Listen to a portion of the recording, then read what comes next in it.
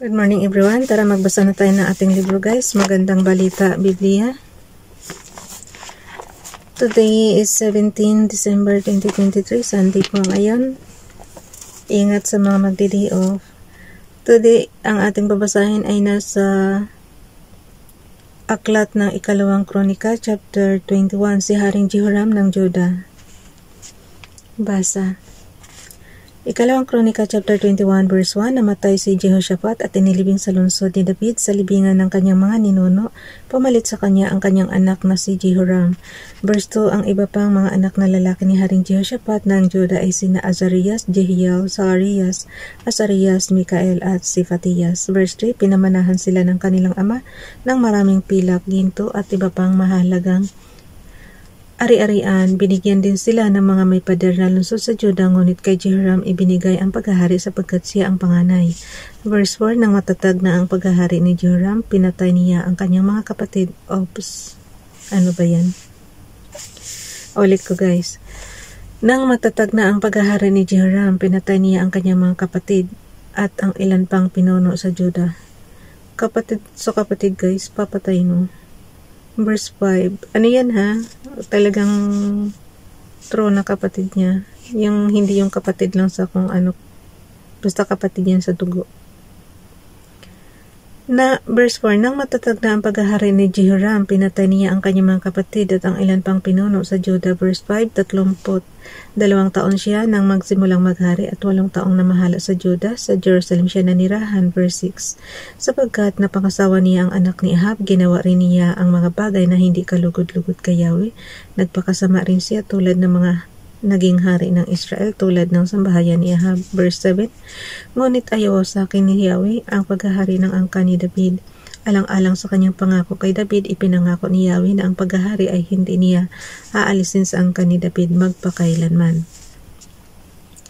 Ikalawang kronika chapter 21 verse 8, ng panahon ng pamamahala ni Jehoram, naghimagsik ang Edom laban sa Juda at naglagay ng sariling hari.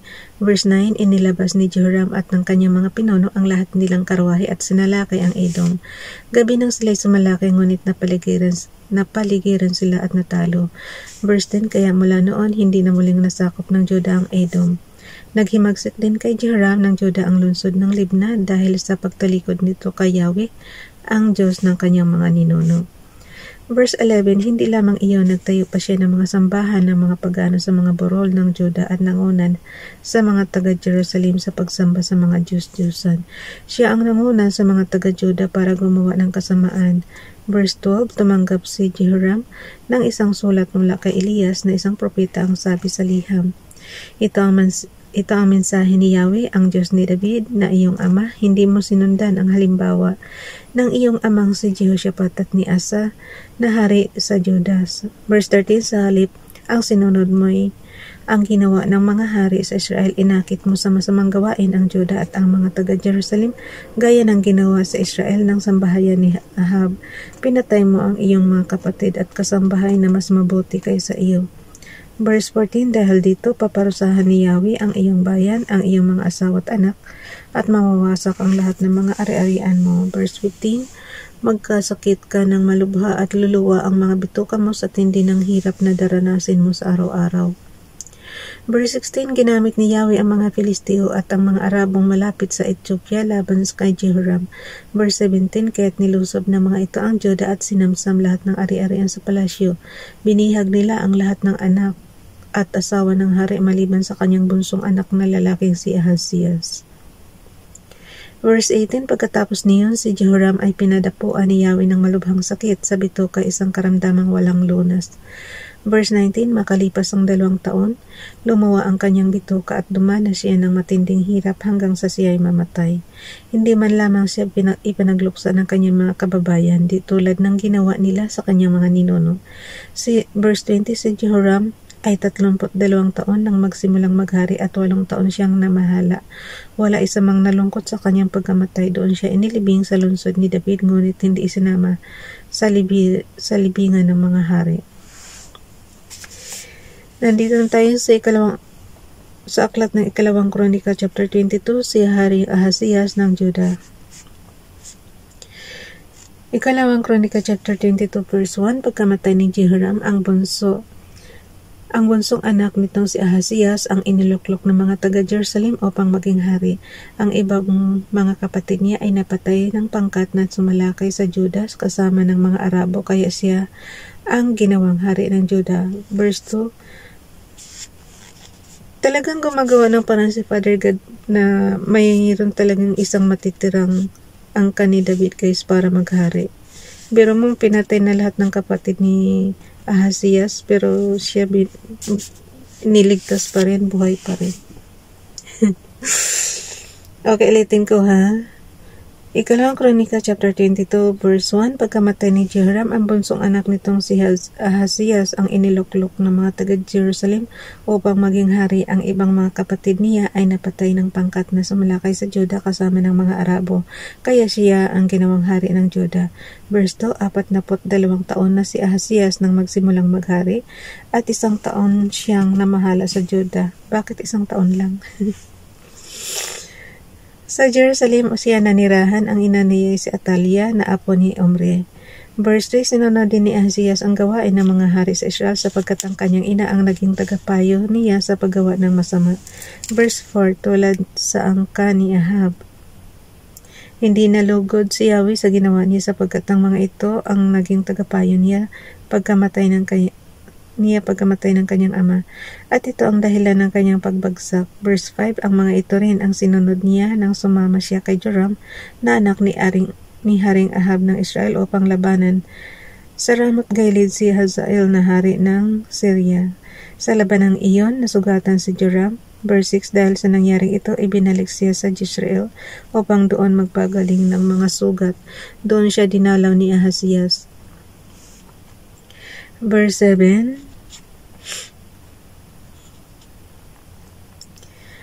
kalooban ng Diyos na ang pagdalaw niya ito ang maging pagkakataon para siya bumagsak. Sumama siya kay Joram upang makipagkita kay Jehu na anak ni Nimsi. Si Jehu ang pinili ni Yahweh upang lipulin ang sambahayan ni Ahab.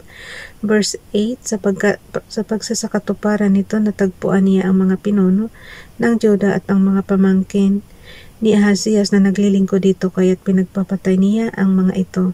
Verse 9, ipinahanap nila si Ahasias at natagpuan ito sa Samaria. Dinala nila ito kay Jehu at kanyang ipinapatay. Ipinalilibing niya ito at ang sabi, Apo ito ni Jehoshaphat na tapat na naglingkod kay Yahweh. Walang natira sa sambahayan ni Ahasias na may kakayahang maghari sa Juda.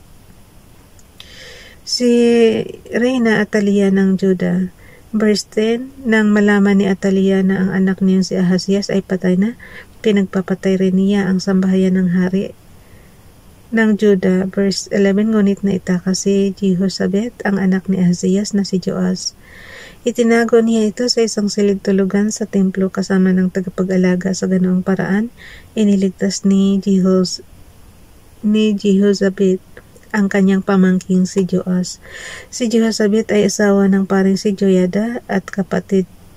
Bakit nung araw guys, pwede naman pala mag-asawa ang mga pare Ewan ko ngayon bakit pagkapare hindi kaagad nila, nasa isip kaagad natin hindi pwede mag-asawa, pero sa panahon nila David, noong araw may mga asawa yung mga pare. Okay, ulitin natin. Si Jehosabet ay asawa ng paring si Joyada. Ano to ha? Nandito tayo sa verse 11. Ulitin ko na nga lang. Ikalawang Kronika chapter 22 verse 11. Ngunit naitaka si Jehosabet ang anak ni Ahasias na si Joas. Itinago niya ito sa isang silid tulugan sa templo kasama ng tagapag-alaga. Sa ganoong paraan iniligtas ni Jehosabet ang kanyang pamangking si Joas. Si Jehosabet ay asawa ng paring si Joyada at kapatid ni Ahasias sapagkat sila'y anak ni Haring Jehoram. Verse 12, si Joas ay itinago niya sa templo kaya hindi napatay. 6 na taon siya roon sa buong panahong namamahala si Atalia bilang reyna. Bukas na itong Chapter 23 guys, ang paghihimagsik laban kay Rina at Talia. Ito yung pinakabatang si Joash, yung magiging hari. Yan yung pinakabata kasi tingnan mo guys, itinago siya, ilang taon lang siya 6 na taon siya roon. So ilang taon siya nung itinago.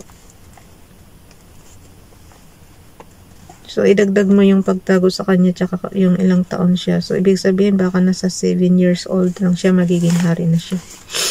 Bye everyone. God bless.